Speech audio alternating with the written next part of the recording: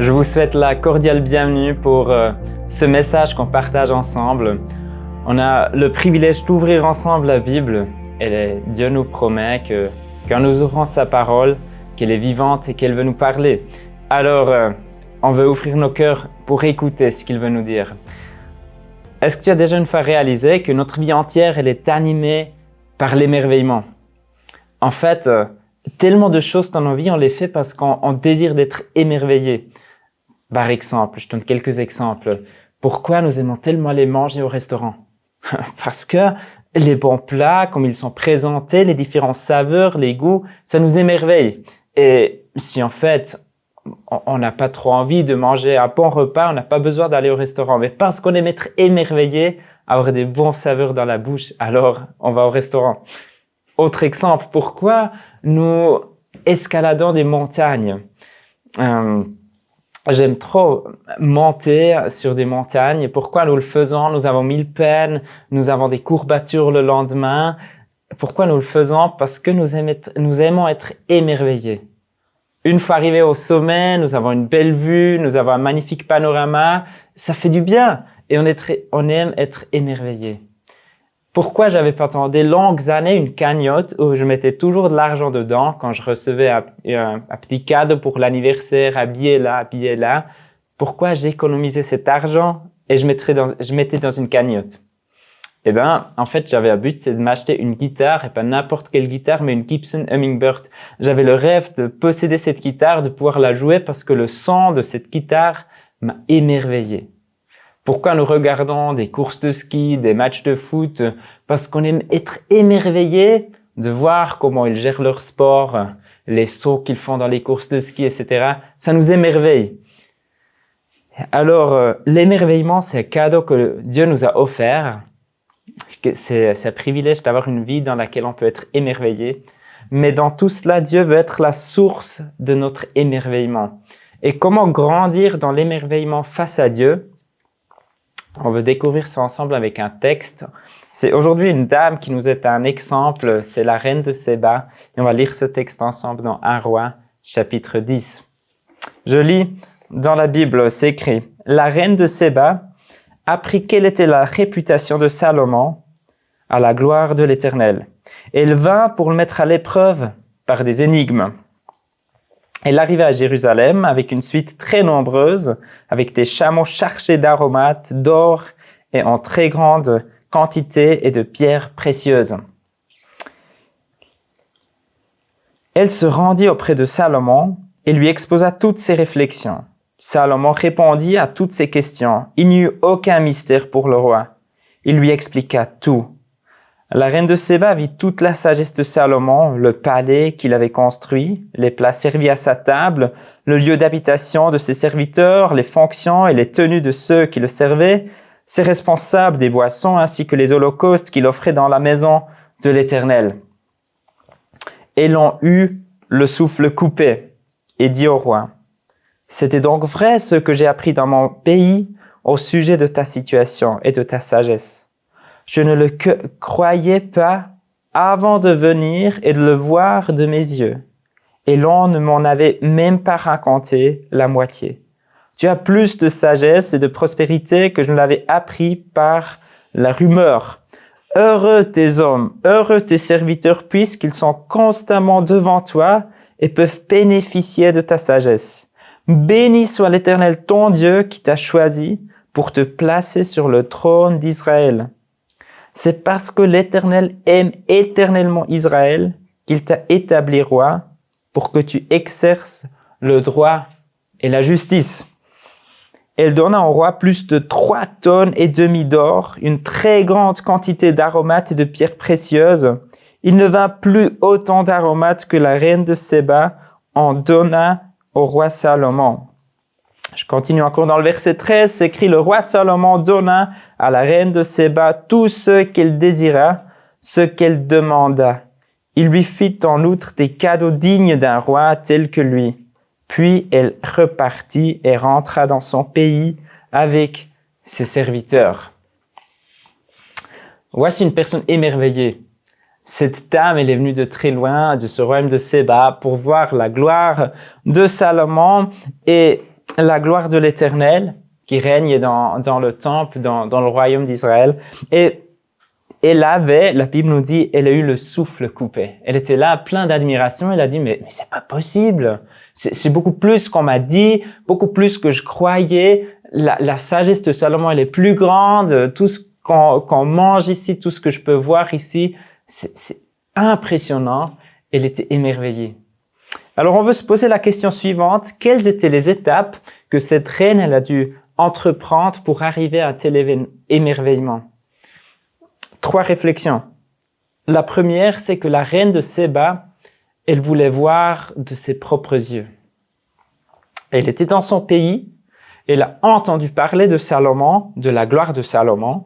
Alors, je ne sais pas trop comment ça s'est passé. Peut-être il y avait des caravanes qui transportaient des choses d'un pays à un autre. En tout cas, il y a des personnes qui sont arrivées chez elle et qui ont partagé, mais que dans le royaume d'Israël. Mais c'est impressionnant, il y a un roi avec une gloire, une majesté qu'il faut absolument aller voir.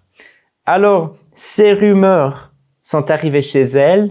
On lui a même partagé qu'il y a des plats extraordinaires qui sont servis. Je ne sais pas tout ce qu'il mangeait là, si c'était des côtelettes de faisan aux herbes avec une sauce de pois chiche ou je ne sais pas tout quoi.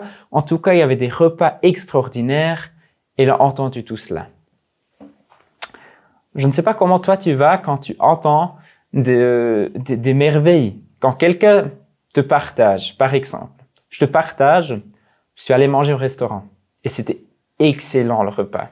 Tu sais, c'était une viande, vraiment une viande de chasse bien, vraiment encore rouge dedans, vraiment excellente, préparée avec vraiment la garniture de chasse, les spätzli, tout le repas. Et je t'explique tout cela. Et je dis, c'était trop bon. Est-ce que ça te suffit? Est-ce que tu dis, ah waouh, c'est trop bien. Est-ce que ce soir tu vas au lit, tu dis, ah mais le repas que Sylvain il a présenté, il est trop bon. Mais non, ça suffit pas. Tu désires le manger toi-même, si au moins tu aimes la chasse. Moi, je peux t'expliquer, j'étais à un concert et la musique, elle était super stylée. Mais ça te sert pas à grand chose, tu aimerais l'entendre toi-même, si tu es passionné de musique. Et de la même manière, cette reine, elle ne se contentait pas d'entendre des tiers de la gloire de Salomon, mais elle se disait, moi, je veux voir avec mes propres yeux. Et c'est la raison qu'elle s'est mise en route. Alors, il y a plusieurs écoles où se situe vraiment ce royaume de Séba. Il y a une école ou une tradition qui le situe plutôt en Afrique du Nord, la région de l'Éthiopie. D'autres le voient plutôt en Asie, Arabie Saoudite. N'importe, elle a fait plusieurs mois de voyage pour arriver à Israël. Et parce qu'elle voulait voir de ses propres yeux. Ça, c'est le premier point qu'on peut apprendre de cette reine. Elle ne se contentait pas d'entendre des tiers, mais elle voulait voir de ses propres yeux. Un deuxième point, la reine de Séba a renoncé à être admirée. Il faut s'imaginer qu'elle était reine. Elle était aussi assise sur un trône. Elle était aussi très bien. Il y a des gens qui sont venus l'admirer. Sûrement, elle était non plus bête si elle est devenue reine. Sûrement, elle avait aussi une sagesse et c'est aussi intéressant à l'écouter. Et pourtant, elle a pris cette décision de quitter son trône, de descendre de son trône, de quitter son pays pour arriver à Israël. Et ça veut dire, il n'y avait plus les personnes qui l'admiraient. Et elle a quitté ce trône pour admirer le roi Salomon sur son trône. Deuxième chose qu'on peut apprendre de la reine. Et encore une troisième chose, la reine de Séba, elle s'est arrêtée dans toutes ses activités. Et la reine de Séba, elle était sûrement occupée. Elle était reine. Et pourtant, quand elle a pris la décision, je vais aller voir le roi Salomon, et elle a pris cette décision de laisser tous ses dossiers, tout ce qu'elle avait à faire, de laisser cela une fois de côté pour aller voir un autre roi, pour aller voir la gloire aussi de Salomon et la gloire de l'Éternel qui était dans le royaume d'Israël. Ça veut dire, moi je m'imagine qu'elle était bien occupée. Il y avait des dossiers ouverts, peut-être, je ne sais pas qu'est-ce qu'il y avait à faire dans le royaume de Séba. Je m'imagine, j'invente, peut-être il y avait la corruption sur les courses de chameaux. fallait intervenir. Peut-être il y avait des lois sur la taxe de la viande, les côtelettes faisant qu'ils importaient du Vietnam, je ne sais pas. Mais en tout cas, il y avait du travail à faire en tant que reine, des décisions à prendre. Et pourtant, elle a laissé toutes ses activités de côté pour pendant plusieurs mois voyager et seulement voir Salomon sur son trône, la gloire de l'Éternel dans le temple. Alors, on a appris 3 choses. Comment la reine, elle est arrivée à ce moment où elle a eu le souffle coupé, pardon. Et pour arriver à cette étape, il lui fallait 3 choses. Et elle voulait voir de ses propres yeux. Elle ne se contentait pas d'entendre seulement les rumeurs. Elle était prête de renoncer à être admirée, de descendre de son trône. Et la 3e chose, elle s'est arrêtée dans toutes ses activités. On peut dire chouette, bon enseignement, encourageant d'apprendre de la reine de Séba. C'est une belle histoire de l'Ancien Testament. Mais attendez, il y a un verset dans le Nouveau Testament. Si nous tournons un peu les pages, si nous allons chez Matthieu, chapitre 12, nous lisons que Jésus, il dit, chapitre 12, verset 42, « Lors du jugement, la reine du Midi se lèvera avec cette génération et la condamnera, parce qu'elle est venue des extrémités de la terre pour entendre la sagesse de Salomon. Or, il y a ici plus que Salomon. » Un avertissement de la part de Jésus. Mettons cet avertissement dans son contexte. Les pharisiens, ils ont vu beaucoup de signes et de miracles de la part de Jésus. Jésus, il a guéri des malades, des aveugles, il y a eu la multiplication des pains, il y a beaucoup de miracles. Et pourtant, ils viennent vers Jésus, ils disent, « Seigneur, fais-nous un miracle, un signe miraculeux afin qu'on croie que tu es le Messie. » Et Jésus leur a dit, il n'y a pas de signe pour cette génération incrédule, sauf le signe de Jonas. Et il fait référence à une autre histoire de l'Ancien Testament qu'on peut lire dans le livre de Jonas, le prophète qui a fui l'appel du Seigneur, qui était avalé par un poisson et plus tard recraché à la plage, jusqu'à finalement, il allait annoncer le jugement à la ville de Ninive. Et Jésus, il prend cette image, il dit, comme Jonas était 3 jours et 3 nuits dans le ventre du poisson, le Fils de l'homme, Jésus, il va mourir, il va être pendant 3 jours, il va être dans la tombe et il va revenir à la vie. Et ça sera le signe par excellence que Jésus c'est le Messie, le Fils de Dieu. Mais il dit, ces habitants de Ninive, ils vont se lever le jour du jugement parce qu'ils vont dire, mais Jonas, il est venu avec cette prédication de jugement. On lui a cru et on s'est repenti. Et Jésus, il dit, mais moi, je suis plus que Jonas. Et il ajoute, mais la reine de Séba aussi, cette reine, elle va venir, le jour du jugement, elle va dire, mais vous avez pas écouté Jésus. Moi, pour voir la gloire de Salomon, je voyageais pendant plusieurs mois. J'ai tout laissé de côté. Je me suis arrêté. J'ai renoncé à être admiré pour voir la gloire de Salomon. Mais vous avez Jésus tout le temps parmi vous. Mais vous l'admirez pas. Vous ne lui donnez pas la gloire qu'il mérite. Et c'est la raison, elle va se lever le jour du jugement contre cette génération décrite ici dans le Nouveau Testament. Quand je lisais ce texte, je me posais une question, mais est-ce que c'est possible que cette reine, elle devra encore se lever contre une autre génération, contre la nôtre? Évidemment, Jésus n'est plus parmi nous d'une manière physique, comme dans le Nouveau Testament, on peut lui parler, où on voit directement sa présence, mais il est là par son Saint-Esprit. On a la Bible, la sagesse, la parole de Dieu, elle est tout le temps là. On a une sagesse beaucoup plus grande que celle de Salomon. On a la Bible entière. On peut la lire jour et nuit. Jésus, il est toujours là par son esprit. On peut lui parler, on peut s'adresser à lui. Jésus, il a promis qu'il est au milieu de nous, quand on se rassemble en tant qu'Église, qu'il est là, il est présent. Et pourtant, est-ce qu'on le cherche vraiment? Et cette reine, elle dit, mais je vais me lever le jour du jugement contre toutes les personnes qui ne sont pas prêts à investir du temps à chercher le Seigneur. Moi, j'ai fait tout cela pour Salomon, mais si j'avais pu le faire pour Jésus, combien plus je serais été prêt à te tout laisser derrière. Alors, comment retrouver notre émerveillement? Comment apprendre de cette reine de Séba afin que le jour du jugement, elle ne devra pas se lever contre nous, contre notre génération? Et regardons encore seulement ces 3 points qu'on a vus dans son histoire et réfléchissons comment ces 3 points peuvent aussi nous exhorter et nous enseigner. Ce premier point, je veux voir avec mes yeux et entendre avec mes oreilles. Il y a des chrétiens qui se contentent d'entendre par des tiers. On entend des témoignages, on écoute une prédication, on entend que des gens, ils vivent des choses avec Jésus. Mais est-ce qu'on connaît la sagesse de Jésus? Est-ce qu'on connaît les moments où on est personnellement avec lui? Il y a une différence entre la sœur qui, après le culte, te met la main sur l'épaule et qui te dit « Jésus t'aime ». C'est magnifique, mais il y a une différence entre cela et le moment quand tu es dans ton lieu secret. Tu es avec ta Bible et avec le Seigneur et tu le cherches. Et quand tu lis, comme il a porté la croix pour aller sur cette colline de Golgotha et comme ils l'ont cloué à la croix, ils lui ont mis la couronne d'épines et le sang, il coule par terre et tu lis ce texte et c'est le Saint-Esprit qui te montre.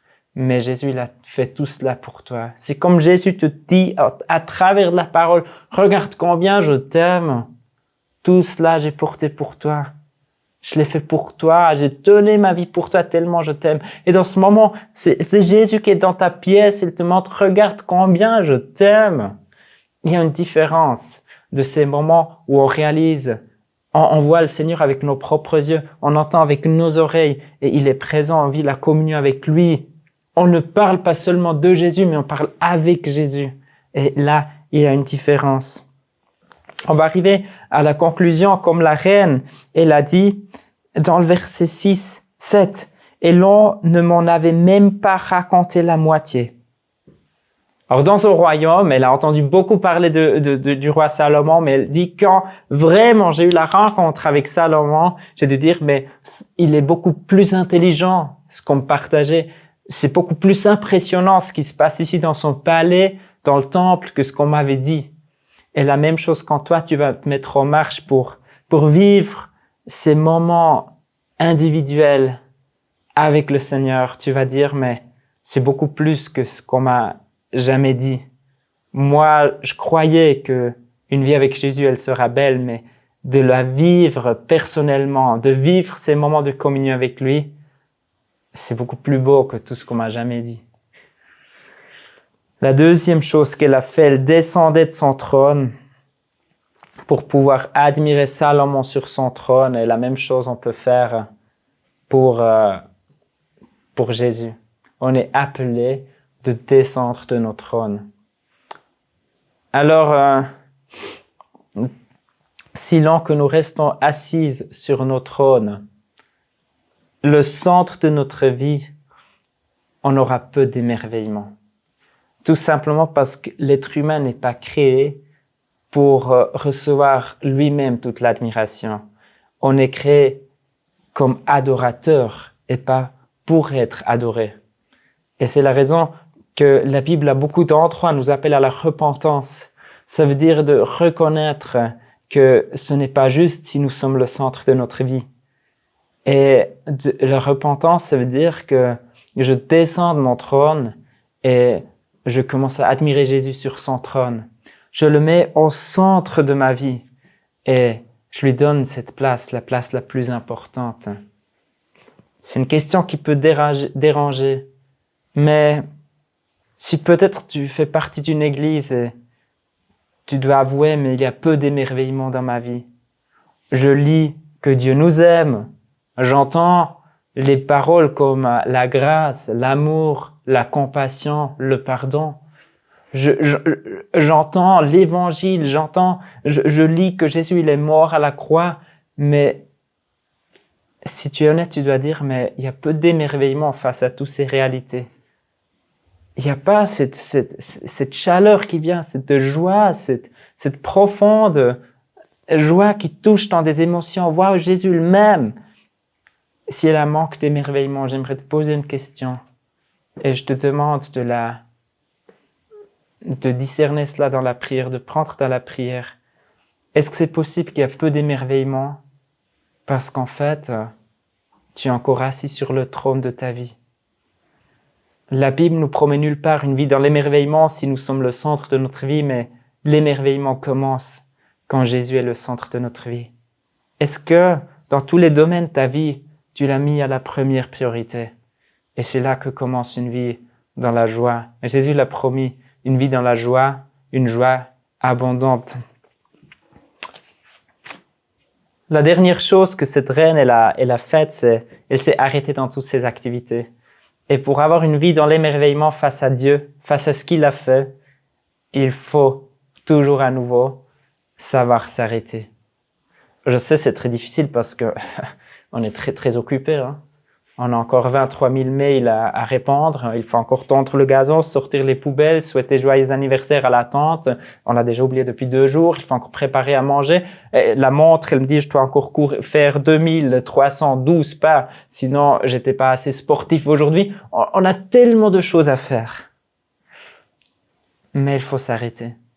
Si on n'est pas prêt à s'arrêter, on va pas vivre une vie dans l'émerveillement. Dans le psaume 46, verset 11, nous pouvons lire « Arrêtez-vous et reconnaissez que je suis l'Éternel ». Il faut s'arrêter. Il faut faire une pause. Il y a la création qui est autour de nous. Est-ce que nous nous arrêtons pour voir dans la création la gloire du Seigneur? On a l'histoire de Marie et Marthe à la Bible, une histoire qui nous exhorte à nous arrêter. Vous pouvez la lire dans Luc, chapitre 10, à partir du verset 38, que oui, il y a des activités, mais il faut toujours à nouveau savoir s'arrêter au pied de Jésus et laisser toutes les activités de côté pour être émerveillé et encouragé par lui. J'aimerais vous donner encore quelques pistes très très concrètes pour s'arrêter. Peut-être tu as déjà cette habitude de faire tous les jours un moment de culte personnel. Un moment de culte personnel, c'est un moment où tu t'arrêtes pendant 20 minutes, 30 minutes. Voilà, tu peux. C'est pas forcément maintenant le temps qui va définir si c'est un moment de qualité, mais un moment où je décide, j'arrête. Personnellement, je ne prends pas le téléphone dans ce moment, je le laisse dans une autre pièce et je m'arrête. Je suis avec ma Bible et j'ai le temps d'admirer, de contempler Jésus, de lui parler, d'être encouragé par lui, de lui partager ce que je vis, de prier, de l'adorer, de le contempler. Et c'est là que commence l'émerveillement. C'est une source d'émerveillement. Si tu n'as pas encore cette habitude, je t'encourage à réfléchir comment établir une telle routine.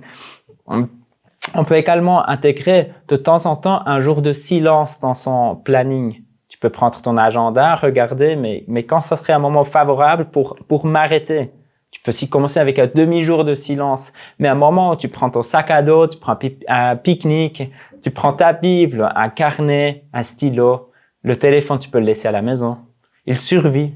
Si on le caresse pas pendant une journée, ça va très bien. Et tu peux passer une journée dans la création, tu vas dans la nature, dans le silence, tu écoutes, tu loues le Seigneur, tu pries, tu lis ta Bible, tu es avec le Seigneur. Et ces journées souvent sont nouveau une source d'émerveillement où on peut prier, mais Seigneur, garde en moi pour toujours cette notion d'émerveillement. Donne cette grâce que jamais je m'habitue à la croix, jamais je m'habitue à la grâce, jamais je m'habitue à ton amour. On peut aussi faire 15 minutes de silence avant d'aller au lit, par exemple, une petite promenade le soir. Sortir encore pour 15 minutes, vite mettre la veste. Marcher 15 minutes, aller dehors, dans le silence. Regarder les étoiles, contempler le Seigneur, être avec lui avant d'aller dormir. On peut aussi simplement faire 2 minutes de silence à la table, quand on est tous autour de la table. On a l'habitude de prier, on peut aussi intégrer 2 minutes de silence. Au milieu de la journée, déjà au repas de midi, on fait un moment où on réfléchit. Mais comme on a déjà vécu le Seigneur aujourd'hui, on se rend compte qu'il est présent, qu'il est avec nous à table, qu'il pourvoit, qu'il nous donne assez à manger, et on commence à le contempler, ce Dieu qui est toujours avec nous. Dans 1 Roi 10, quand nous lisons de la reine de Séba, nous voyons encore 3 conséquences d'une vie dans l'émerveillement. On voit dans le verset 8 que cette reine, elle dit « Heureux tes hommes, heureux tes serviteurs, puisqu'ils sont constamment devant toi et peuvent bénéficier de ta sagesse. » Se dire les serviteurs sont heureux. Si nous vivons dans l'émerveillement, le service pour Dieu, c'est un privilège. C'est pas lourd de le servir si c'est dans l'émerveillement. C'est un privilège de le servir. C'est une joie de le servir. Verset 10, nous lisons qu'elle a donné au roi Salomon plus de 3,5 tonnes d'or, une très grande quantité d'aromates et des pierres précieuses. Alors, c'est une conséquence de l'émerveillement que donner est une joie. C'est plus « Ah, mais combien je devrais donner? Ah, je dois donner la dîme. Est-ce que je dois donner quelque chose pour le Seigneur, pour son royaume ?» C'est une joie de donner au Seigneur si on est animé par l'émerveillement. Et une troisième conséquence, verset 13, le roi Salomon donna à la reine de Séba tout ce qu'elle désira, ce qu'elle demanda. Il lui fit en outre des cadeaux dignes d'un roi tel que lui. Puis elle repartit et rentra dans son pays avec ses serviteurs. Cette reine de Séba, elle a reçu tout ce qu'elle désirait. Une vie dans l'émerveillement, une vie dans la crainte de l'Éternel, ça finit qu'en fait on peut dire j'ai tout pleinement dans le Seigneur, il me manque rien, l'Éternel est mon berger, il me manquera de rien. Ça c'est une conséquence d'une vie où on n'est plus assis sur nos trônes, mais on commence à admirer le Seigneur sur son trône. Voici, on a pu apprendre d'une madame qu'on trouve dans l'Ancien Testament, de cette reine de Séba. Elle nous encourage de ne pas se contenter d'entendre parler tiers, mais se mettre nous-mêmes en route. Elle nous encourage de descendre de nos trônes pour admirer le Seigneur sur son trône. Et elle nous encourage de nous arrêter dans nos activités. Mettons cela en pratique. Que le Seigneur vous bénisse. Je vais encore faire une prière. Tu peux prier avec moi. Seigneur Jésus, nous te disons merci pour ta parole. Elle est riche et elle nous exhorte ici dans ce passage, de descendre de nos trônes, de nous arrêter dans nos activités pour retrouver l'émerveillement. Et nous voulons prendre cela à cœur. Seigneur, aide-nous toujours à nouveau de retrouver cet émerveillement. Seigneur, révèle s'il y a des domaines dans nos vies où on est assis sur nos trônes, où on a pris la première place. Et aide-nous à descendre. Donne-nous cette humilité. Et aussi là où c'est nécessaire, les bonnes décisions de dire non, mais je m'arrête dans mes activités. Je fais une pause. Je veux avoir des temps de contemplation et d'adoration. Seigneur, regarde-nous de nous prendre, de nous voir trop importants pour nous arrêter. Et merci que tu nous donnes la grâce d'avoir une vie qui est animée par l'émerveillement. Ouais, je prie pour une église qui est animée par cet émerveillement de ce que tu as fait et de qui tu es. Et je me réjouis de voir les fruits d'une telle vie et d'une telle église encore aujourd'hui. Merci de bénir et de garder tous ceux qui ont écouté ce message et de les mettre en bénédiction. Amen. Que le Seigneur vous bénisse et vous garde. Tu peux regarder un prochain culte qui apparaîtra bientôt. À une prochaine. Tchuss.